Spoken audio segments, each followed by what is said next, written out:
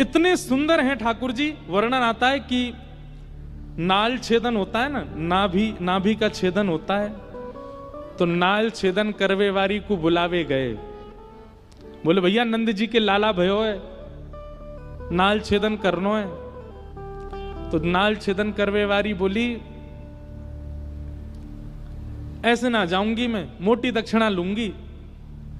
नंद बाबा बोले कहा चाहिए तो बता दे। खूब सारी सामग्री बता दी, माने इतनी गैया चाहिए, इतने रत्न चाहिए, इतने आभूषण चाहिए, नवलखा के इतने हार चाहिए। वो वाहुए लगी कि भैया इतने दिनों बाद मांगवे को मिलो, पीछे मत हटो।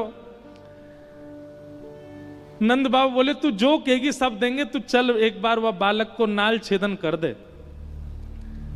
महाराज इतनी अदा में, अदब में पालकी मंगवाई, पालकी में बैठ करके जय घोष कराती, भाई कीर्तन मंडली आगे पीछे चलवाती, भाई जा रही है नाल छेदन करवे।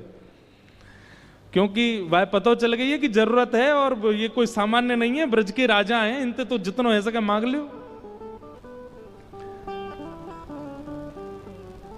जैसे ही उत्तरी पालकी में थे, नंद बाबा ते कह रही है, जैसे आजकल लोग कह देते ना 50% पहले दे दो।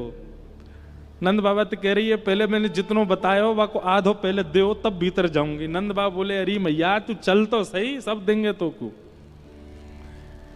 इतनी उमड़ घुमड़ के, इतनी अदा में, इतने अभिमान में चल करके आ रही है।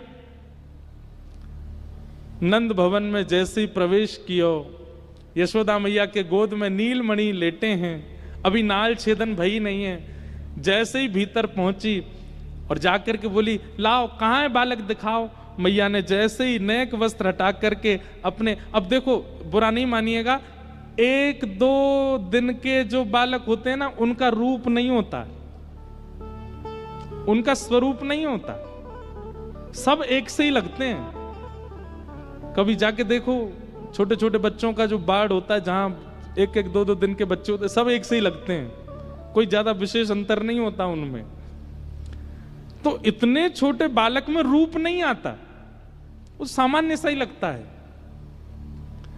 लेकिन जैसे ही यशोदा मैया ने वस्त्र हटाया लाल जी के मुख से और वो नाल छेदन करवे वारी को जैसे ही प्रदान किया, महाराज ठाकुर जी को रूप देखते ही पहले तो नेत्र सजल है गए, हाथ कांपन लगे।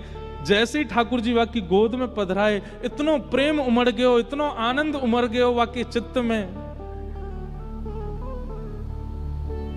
नेत्रन से अविरल अश्रुधार गिरने लगे।